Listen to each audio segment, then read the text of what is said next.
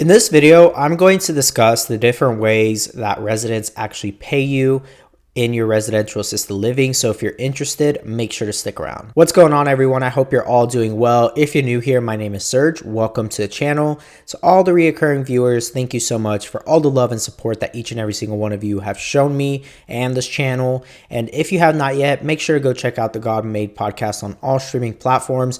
Also, if you want to learn how to start your own residential assisted living from A to Z, feel free to go check out Legion Assisted Living Academy. That link will be down below. If you want to schedule a one-on-one call with me, you can also do that, and there'll be a link down below where you can schedule that.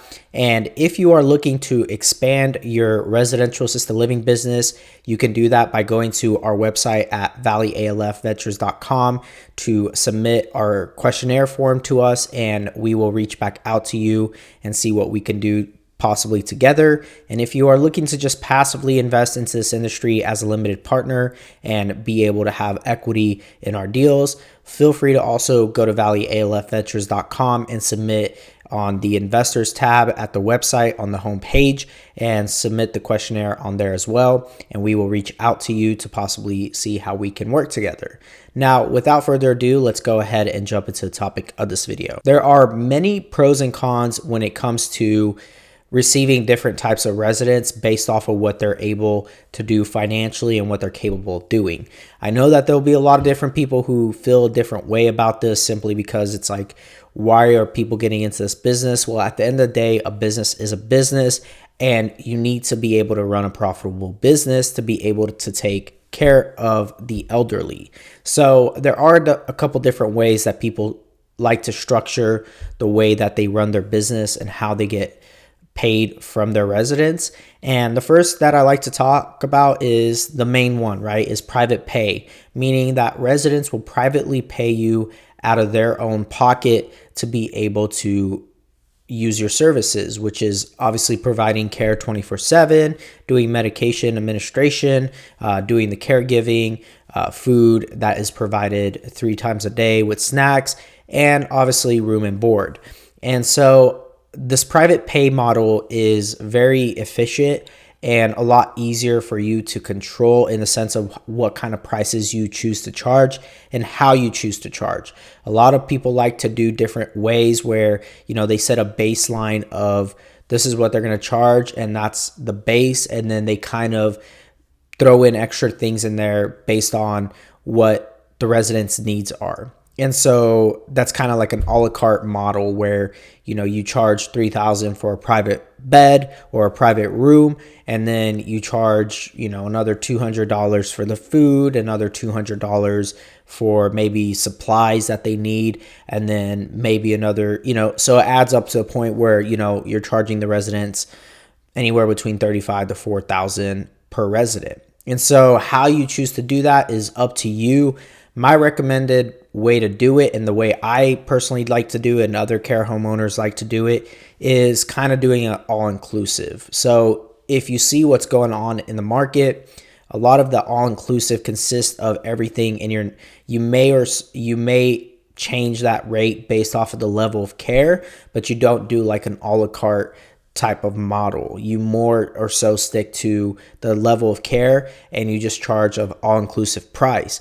And right now, the going rate in the market in this industry is roughly about $3,800 to $4,200 for a private room, depending on the area that you're in.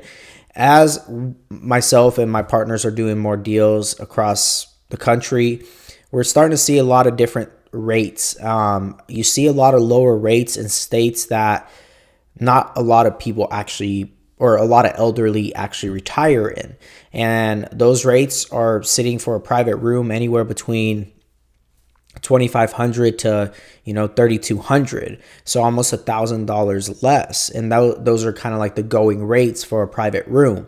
And it's interesting to see where there is a high demand and a lot of elderly actually migrating, warmer places such as Arizona, Texas, or Florida. You're starting to see the rates, or even California, you're seeing the rates, up to even $6,000 per bed. One area that kind of shocked me, and one state that actually kind of shocked me as far as the rates that they charge, is Michigan. Michigan is not a state that you normally would think that you would be able to charge those kind of rates, but they are getting those $5,000 to $6,000 private room rates, which was very interesting to me. So it can vary quite a bit. There's states like Utah, Atlanta, or Georgia, for instance, that, you know, they're charging, or even Colorado, where they're charging for a private room anywhere between $2,500 to maybe $3,000. So it can vary quite a bit. But anyways, with that being said, private pay, you're able to control those rates. So if you have great care, a beautiful facility, you provide private bedrooms with private bathrooms, you know, those rates are going to be a lot higher, and you're going to be able to control those rates. Another interesting thing is Medicaid. Medicaid, or, you know, other states call it something different. It could be like waivers or different things of that sort, but they're all essentially being government funded. And with government funding, one interesting model that I've come across of operators, at least here in Phoenix, where they're doing Medicaid, is if they are doing they're getting paid for Medicaid, they'll have the family supplement on top of that. So for instance, level 3 being the highest level of care with Medicaid here in the state of Arizona, depending on which provider you get contracted with, which is a whole nother topic. It's very interesting because they get $4,100 for a level 3, but then they also have the family pitch in another $1,000. So now they're getting $5,100. And so you can do that. You can structure it that way and still be able to pay your staff and still run a successful business. And so how you choose to do it is up to you. There's no way or like certain way to do it. If it's a smaller facility, I don't recommend doing Medicaid, meaning if it's less than, I would say even 7 or 6, it's really not worth doing Medicaid. You're better off doing private pay. Keep in mind that is just a recommendation. Reason being is because depending on the level of care and what state you're in, it may not be worth it for you to do Medicaid and to get contracted with certain providers who aren't paying the rates that you would need in order to be profitable. And so when you're a smaller facility, it's a little harder to be profitable with Medicaid rates. But certain states are increasing those quite a bit. I know Colorado just increased quite a bit by 33%. Arizona also increased quite a bit with their Medicaid rates. So it's starting to finally catch up to where it should be and where it should have always been. A lot of people always shied away from Medicaid simply because of the fact that they weren't getting the rates that they needed to get to be profitable. The nice thing about Medicaid and having that model in your home is that there's a high demand. There's a lot of residents that are on Medicaid who need placement. So you're always going to have your beds most likely full. You're going to have a high occupancy rate because of that. Private pay, yes, is harder to keep your beds full, but you at the end of the day can determine what rates you want to charge. Now you got to be careful because if you're charging too high of a rate and your home is very normal or average, you most likely won't be getting the rates that you need in order to be profitable. So there's a lot of different things to consider when you're choosing which model you want to go to.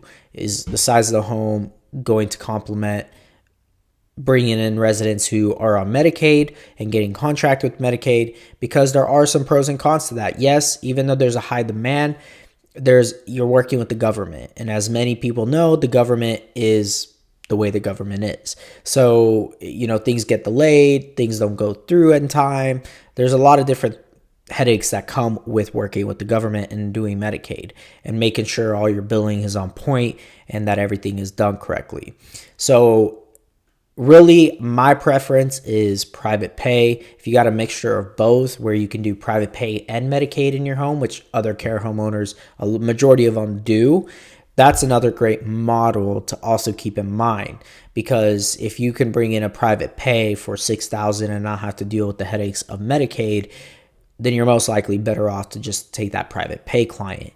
But private pay clients are a lot more picky, or at least the families are a lot more picky, right? Because they are paying out of pocket. They have certain standards. So, there's pros and cons to both. But at the end of the day, how you choose to do it is simply up to you. I personally, like I said, I like private pay.